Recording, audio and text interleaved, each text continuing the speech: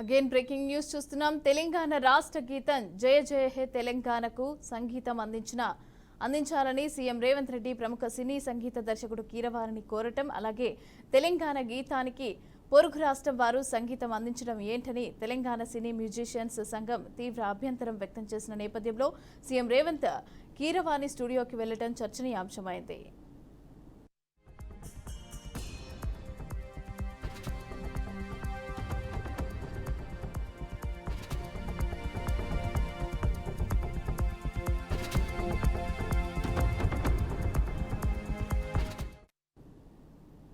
తెలంగాణ రాష్ట్ర గేయం రికార్డింగ్ పూర్తయిన నేపథ్యంలో రాయదుర్గంలోని కీరవాణి స్టూడియోకి వెళ్లారు సీఎం రేవంత్ రెడ్డి. ఇక మరోసారి మార్పులు చేర్పులపైన కీరవాణితో సీఎం రేవంత్ రెడ్డి సమాలోచనలు చేశారు.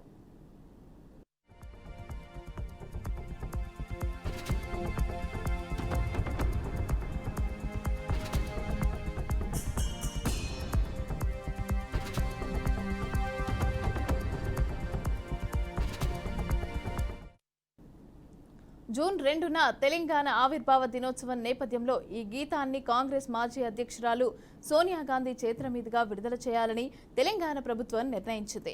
అందుకే వీలైనంత త్వరగా పాటకు ఫైనల్ మిక్సింగ్ చేయాలని కీరవాణి భావిస్తున్నారు.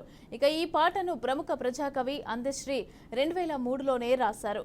ముందు 4 చరణాలతో పాట రాసిన అందశ్రీ 2009 నాటికి పూర్తి పాటను రూపొందించారు.